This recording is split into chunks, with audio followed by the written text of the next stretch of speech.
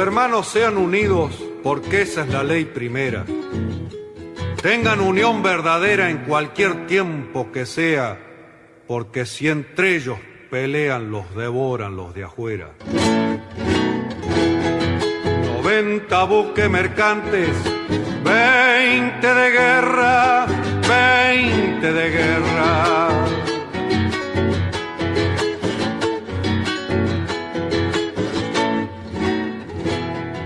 Vienen pechando arriba las aguas nuestras, las aguas nuestras.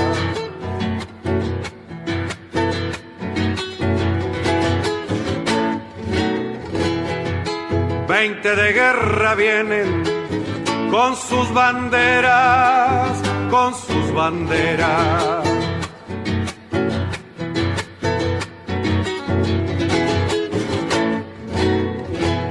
La pucha con los ingleses, ¿quién los pudiera?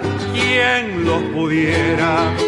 Que lo tiro a los gringos, un y gran 7, navegar tantos mares, venirse al cohete, que digo venirse al cohete. Con los acordes y el canto de la vuelta de Obligado, triunfo tradicional con letra de Miguel Brascó e interpretado por Alberto Merlo, hoy 26 de febrero damos comienzo al programa 310 de Obligados a Volver, programa que se transmite todos los miércoles y sábados a las 18 horas por nuestra página en Facebook Obligados a Volver, programa radial. Obligados a Volver, un análisis de la realidad argentina y mundial, desde nuestra mirada que es nacional, popular, democrática, feminista, latinoamericanista, ambientalista y plurinacional. Obligados a volver, porque como dijo el general San Martín, cuando la patria está en peligro, todo está permitido excepto no defenderla. Recordando y reivindicando además nuestras consignas fundacionales: lealtad a Perón, Cristina Conducción. Dirección Norberto Raful y consejo de columnistas y asesores. Locución, quien les habla, Irene Ring. En la operación técnica, Nicolás Rearte. A continuación, Norberto nos comentará, como suele hacerlo, el temario de nuestro programa de hoy. Buenas tardes, Norberto. Buenas tardes, Irene. Buenas tardes a todos, todas y todes les oyentes de Obligados a Volver. Programa número 310, que corresponde al sábado 26 de febrero, llegando al carnaval. Lo organizamos como siempre en dos bloques. El primer bloque, la columna de política internacional de Hernán Pereira, luego la de Informe Europeo de Marcela Camerano y Fernando Isas haciendo la segunda parte de su informe sobre el Líbano en su columna de Palestina y Oriente Medio. Hacemos un paréntesis para recordar todas nuestras medios de comunicación y luego pasamos al segundo bloque, también denominado segmento cultural, que esta vez está dedicado al carnaval y arranca con la columna Detrás de un tango, que por hoy va a estar a cargo de Juan Batone con sus recuerdos de niño participando en los corsos. A continuación, la murga Esa te la debo, haciendo el monstruo del populismo. Y finalmente, aquí folclore, la columna de Rolly Sampieri con este título: El carnaval, una historia antigua. Finalmente, cerramos el programa con nuestro habitual segmento de la agenda cultural con las recomendaciones de Obligados a Volver para el tiempo libre. Dicho esto, ¿qué te parece, Hernán, si iniciás con tu columna? Buenas tardes, compañeros. Este es el informe de política internacional. Mi nombre es Hernán Pereira, soy colaborador de Obligados a Volver desde hace varios años. El infierno tan temido llegó. Estamos en presencia de la guerra. La guerra ha sido definida por un militar considerado el teórico más importante sobre la guerra, militar prusiano, von Clausewitz como la continuación de la política por otros medios y también como un acto de fuerza que se lleva a cabo para obligar al enemigo a aceptar nuestra voluntad. Rusia venía juntando tropas y movilizando fuerzas armadas desde hace un par de meses con el objetivo de lograr seguridad en sus fronteras.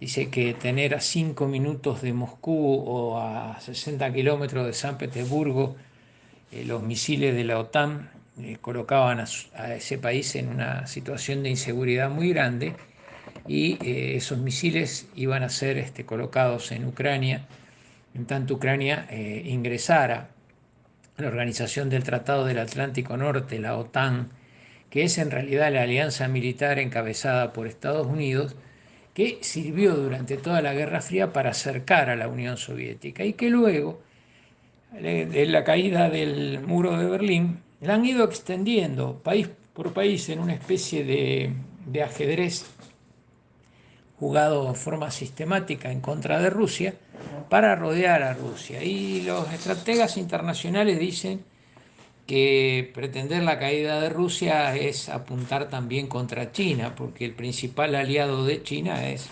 precisamente Rusia.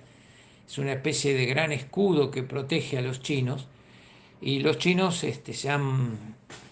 saben esto, se han mantenido expectantes, no han condenado la actitud rusa y han dicho que la comprenden y que la comparten. Una declaración del 4 de febrero entre Xi Jinping y Putin, donde hacen mención a la cuestión de Ucrania y hacen mención a la cuestión de Taiwán. Y los chinos han dicho hoy que después de Ucrania ellos temen que Estados Unidos siga con Taiwán. De todas maneras, el estallido se da a partir del reconocimiento ruso de dos repúblicas que están dentro del territorio de Ucrania, en la zona de lo que se llama el Donbass, que son Donetsk y Luhansk. Allí se viene desarrollando una guerra entre la población de habla rusa que vive en esa región y que no quiere estar bajo dominio ucraniano, sino que quiere ser parte de Rusia, y han declarado dos repúblicas populares. Hace 8 años que están en guerra con Ucrania. El total de víctimas se estima en estos 8 años en 14.000 personas y una destrucción casi total de toda la zona. Dicen que el ejército ucraniano ha sido muy cruel en esto. Digamos, la primera víctima de la guerra siempre es la verdad, ¿no? No se sabe a quién creerle en definitiva, pero los hechos concretos marcan que iba a seguir allí una guerra que no iba a tener una definición muy clara. Entonces los rusos han primero reconocido a estas dos repúblicas y luego han entrado con toda la fuerza militar y prácticamente han ocupado toda Ucrania.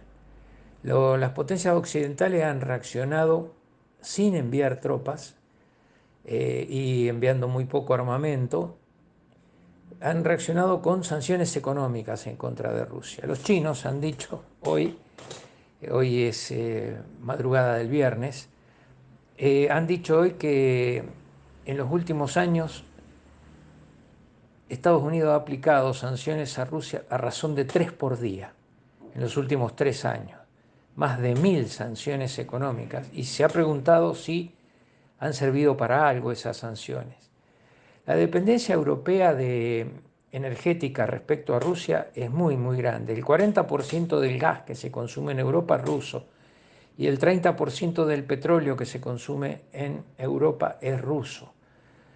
Hay también una gran dependencia respecto a materias primas alimentarias esenciales como el trigo, que se produce en Ucrania y que se produce también en Rusia. y otras serie de alimentos y de materiales considerados estratégicos que colocan a Europa en una situación de debilidad. No por nada, las reacciones han sido más bien verbales. Indignados los líderes occidentales, pero ninguno se ha comprometido en esencia a ir en salvaguardia de Ucrania y del gobierno de Ucrania. Lo que dice Estados Unidos es que Rusia va a instalar en Ucrania un gobierno que le sea afín, como el que estaba antes de 2015, cuando una situación de movilización popular y de una especie de golpe desalojó al gobierno prorruso de Ucrania e implantó el actual, que es un gobierno pro-occidental. Ucrania había pedido el ingreso a la OTAN, no se lo han aceptado, hace 8 años que lo pidió, y en estos 8 años no se lo aceptaron. Y hoy se quejaba amargamente el presidente ucraniano diciendo nos han dejado solos, y los líderes de Occidente tienen miedo y no han aceptado nuestra inclusión en la Alianza Atlántica. Una Alianza Atlántica que, según parece hoy, no tiene mucho sentido que exista. ¿Es Rusia un peligro para Estados Unidos, para la paz mundial? Aparentemente no, y menos que menos llevar las cosas otra vez al terreno de la Guerra Fría, con la posibilidad de la destrucción total del planeta y la civilización humana. Realmente son cosas que no se entienden del todo. De todas maneras, le va a costar a Rusia mucho políticamente y probablemente también en lo económico. Esta actitud que tomó ahora ha demostrado un poderío militar realmente devastador. En menos de 24 horas prácticamente destrozó al ejército ucraniano, aunque la resistencia del pueblo ucraniano podría ser muy larga y llevar a situaciones muy incómodas en el futuro. De todas maneras, es cierto que hay una nazificación de la política en Ucrania. Los rusos se proponen eliminar a todos los dirigentes nazis ucranianos que han desarrollado hechos de violencia ignorados en general por la prensa occidental y por los gobiernos occidentales en los últimos años. De todos modos, es muy difícil justificar una invasión. Hay incluso oposición dentro de Rusia a la guerra. Hubo manifestaciones en las principales ciudades rusas de algunos miles de personas. No han sido recontramasivas, sino 2.000 personas en Moscú, algo más de 1.000 en San Petersburgo, y fueron alrededor de 1.600 detenciones en total por disturbios en la calle. De todas maneras, bueno, también refleja que hay un sector de la ciudadanía rusa que no ve con buenos ojos la política que está llevando adelante Putin en cuanto a Ucrania. De todas maneras, no hay en este momento conversaciones ni se avisoran negociaciones políticas. Seguramente se abrirán canales con el correr de los días a partir del Consejo de Seguridad de Naciones Unidas, presidido ocasionalmente por la propia Rusia, y del que forman parte 5 países en forma permanente y otros 15 en forma rotativa. De todas maneras, no es hay derecho a veto de las 5 superpotencias, China, Rusia, Estados Unidos, Inglaterra y Francia, o sea que pueden vetar cualquier resolución y entonces no hay aprobación. Es probable que allí se abran canales diplomáticos como para iniciar algún tipo de negociación que ponga fin a la invasión o que por lo menos la congele. Los rusos han obtenido un éxito militar rotundo en el primer día de invasión, con una superioridad de armamentos apabullante. Atacaron, según propias declaraciones del Kremlin, 75 instalaciones militares y destruyeron 11 aeropuertos. Hay muchísima gente que se está tratando de ir de Ucrania.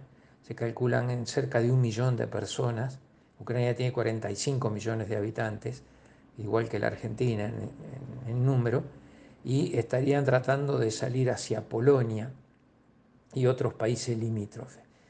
También lo de Rusia es una alerta y demostrarle a otros países de la región que no están dispuestos a aceptar peligros en sus fronteras, sobre todo para muchos estados que antes pertenecían a la órbita de la Unión Soviética y que a partir de la caída del muro de Berlín fueron cambiando su color político y pasándose a la esfera de Occidente. Si uno mira el mapa, se encuentra con que los países que están dentro de la OTAN o son aliados de la OTAN han crecido en número y en cantidad de forma creciente, y antes estaban muy lejos de Moscú y ahora están ahí nomás a la vuelta de la esquina. Todo esto preocupa a los rusos y ahora demostraron que no van a permanecer de brazos cruzados frente a las amenazas que se ciernen. Es tremendo, es terrible el costo que esto tiene en términos de vidas humanas, de destrucción de tejidos sociales, de destrucción de derechos humanos, de valores éticos. Cualquier guerra es injustificable desde este punto de vista. Pero bueno, es nuestra realidad de hoy y esperemos que no pase a mayores. En nuestro país tuvimos con gobiernos neoliberales situaciones realmente espantosas. La primera y la más terrible, la Guerra de Malvinas, que fue una huida hacia adelante de la dictadura militar, después el apoyo de Menem a la Guerra del Golfo y las actitudes del gobierno de Macri respecto de Bolivia y de Venezuela. Simplemente para refrescar la memoria, no olvidar.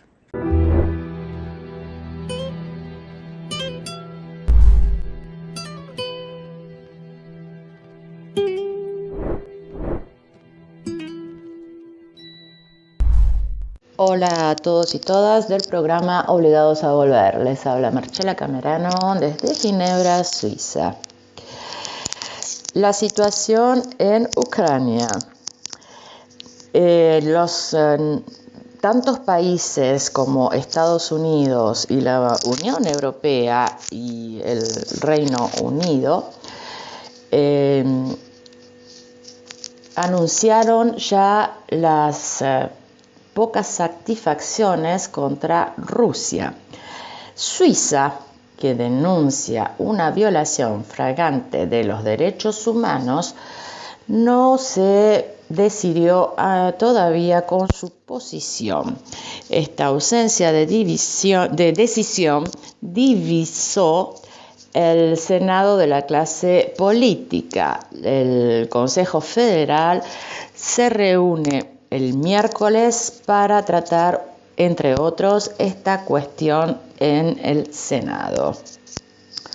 Por otro lado, el ministro ucraniano de Asuntos Extranjeros llamó el miércoles a todos sus ciudadanos a dejar Rusia lo más rápido posible. El jefe de la diplomacia americana decidió de no volverse a encontrar como habían previsto antiguamente con su homólogo ruso Sergei Lavrov el jueves en Ginebra. Antonio Blinken estima que el encuentro no hace ningún sentido, no tiene más ningún sentido.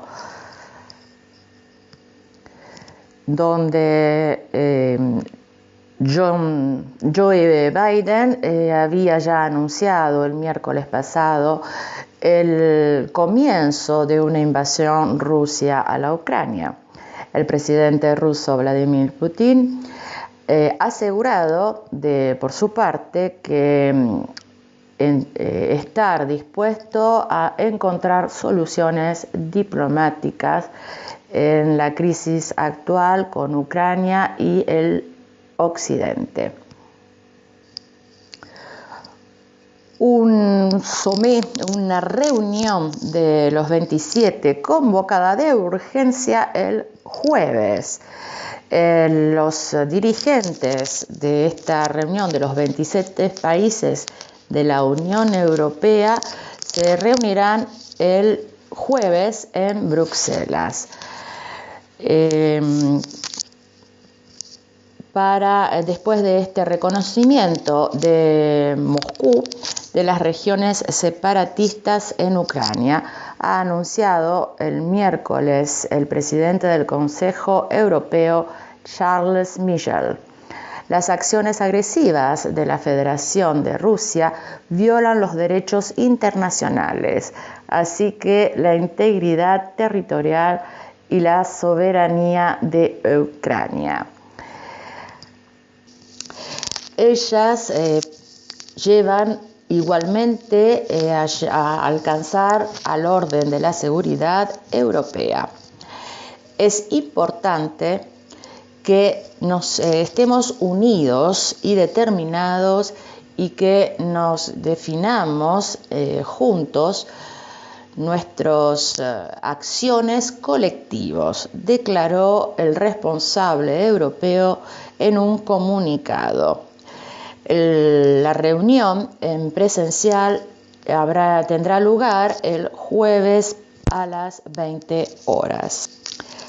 Por otro lado, el secretario general de la ONU, Antonio Guterres, estimó que el mundo hace frente a un momento peligroso, denunciando a los nuevamente las violaciones cometidas por Moscú a la mirada de Kiev, en la obertura de una reunión de la Asamblea General de Naciones Unidas. La decisión de Rusia de encontrar dicha independencia de las regiones de Donetsk y de Lugansk son la violación de la integridad territorial y de la soberanía de Ucrania y son incompatibles con los principios de la carga y de las Naciones Unidas que se han establecido antiguamente. La desinformación sobre Ucrania hace temblar la Europa del Este. Los controles en Eslovaquia, el país vecino de Ucrania, la desinformación sobre la situación es poco difundida, mismo por los miembros del Parlamento. Lubos Blaha, miembro del partido de oposición de izquierda Smer, y seguido por muchas personas sobre Facebook, declaró que estar convencido que Vladimir Putin quiere la paz. Afirma que en el sitio de Ucrania ha provocado y amenaza la Rusia en cuanto Occidente la arcela. Depende de él, la Ucrania es controlada por clanes oligárquicos, los neonazis y la rusofobia. Y van creciendo y la corrupción es tremenda. Los discursos de la anti-OTAN en particular y las fake news sobre Ucrania y toda esta situación crecen día a día. Hacen la rusofobia, ¿verdad? Esto es un término que me causó mucha risa, pero que en realidad es un poco así. Aquí en Suiza se comenta que no se cree en una guerra todavía, aunque no han tomado decisiones. Suiza siempre muy neutral. Pero obviamente que todos estamos mirando a esta posible guerra en cuanto hay muchísimos otros problemas económicos, sanitarios y educativos que nos tendrían que preocupar muchísimo más en esta Unión Europea, incluida la Suiza y la Gran Bretaña. Bueno, les informó Marcela Camerano para el programa Obligados a Volver.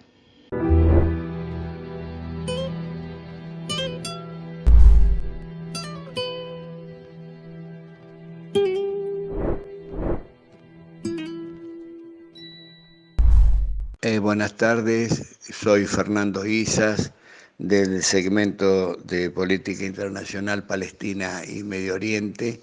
Hoy continuamos con la segunda entrega dedicada a la República del Líbano, un poco con el acontecer de los últimos días y también haciendo un raconto de su historia independentista y de su herencia cultural en la zona.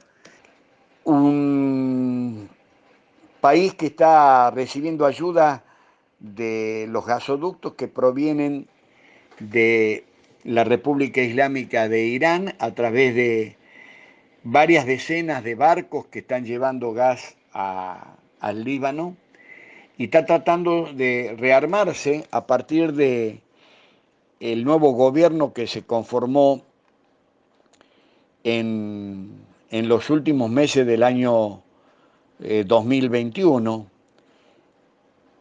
y decía el presidente del Banco Central libanés, Riyad Salamé, está buscado para ser interrogado por la jueza de la causa, Ghada Aoun, ya que no asistió a 4 audiencias por las que había sido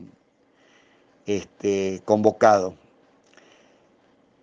Se estima que puede haber escapado y ha pedido asilo político en Francia, justamente el protectorado que regía en la zona hasta 1943, porque una rama de la Fuerza de Seguridad Interior del Líbano envió a las distintas oficinas y a las distintas casas de Salamé en Beirut, en Rabie, que es una localidad a 30 minutos de automóvil de la capital, y en Safra, una ciudad costera al norte del Líbano. También se sospecha que pueda estar recibiendo colaboración y protección por parte de la ocupación israelí en el sur del Líbano. No solamente está acusado de corrupción, sino también de negligencia en el deber durante la enorme crisis económica del Líbano, y presenta una importante demanda por un grupo anticorrupción libanés.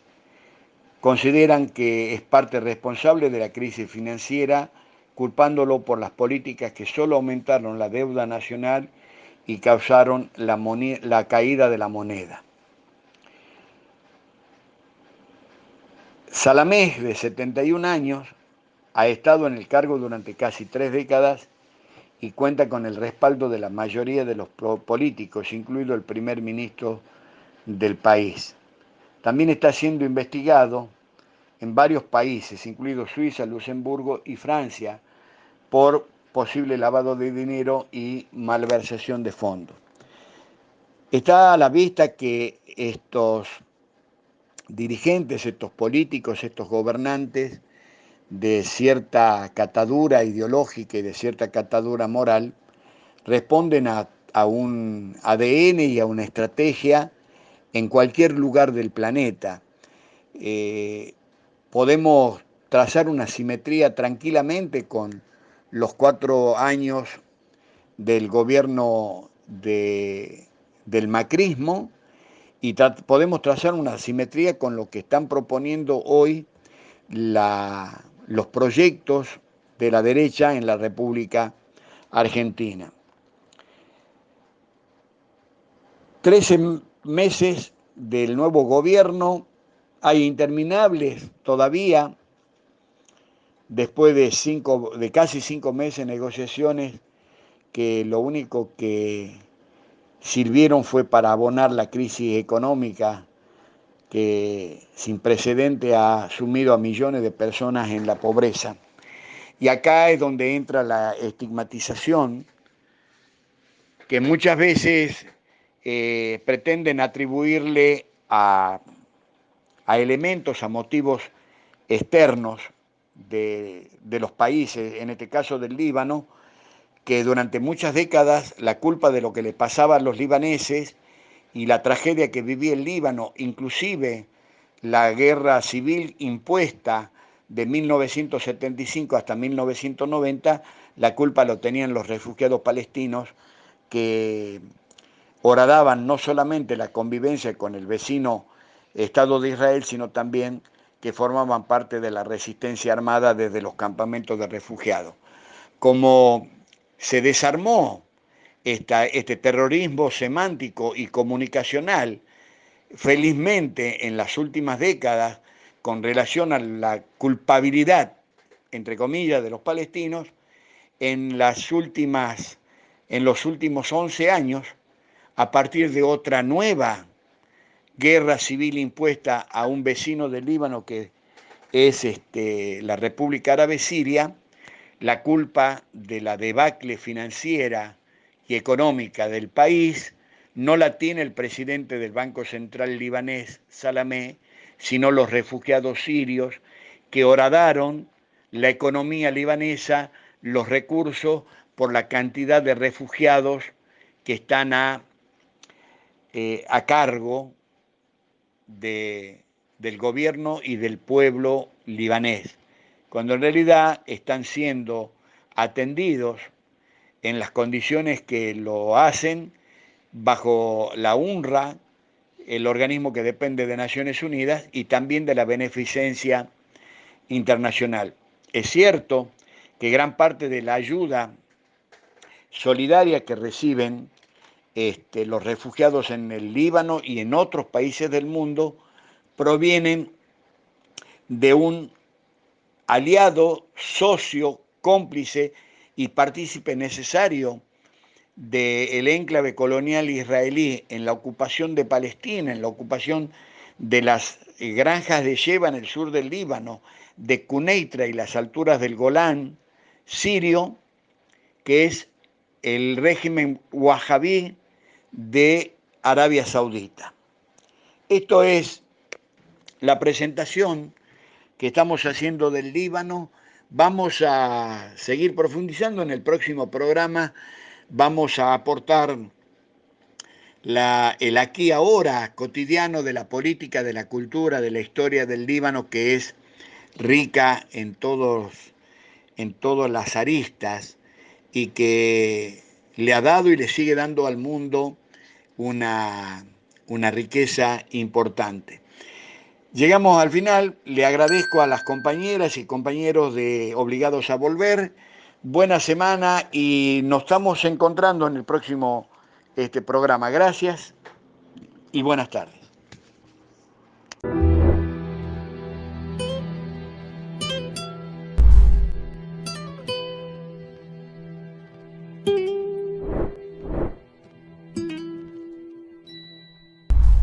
Obligados a Volver se solidariza con Milagros Sala, injustamente detenida desde enero de 2016, y con todos los demás detenidos y perseguidos por el régimen macrista y sus cómplices del sistema judicial, por la pronta liberación de los presos políticos.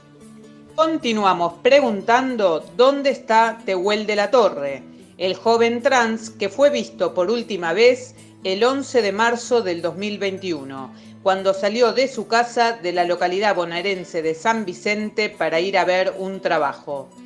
¿Y qué pasó con Guadalupe Lucero, que permanece desaparecida desde el lunes 14 de junio del 2021 a la tarde, cuando jugaba en la vereda de la casa de su tía con sus primos y su hermano mientras la familia festejaba un cumpleaños familiar? Antes de continuar con Obligados a Volver, les invitamos a conocer todos nuestros medios de comunicación.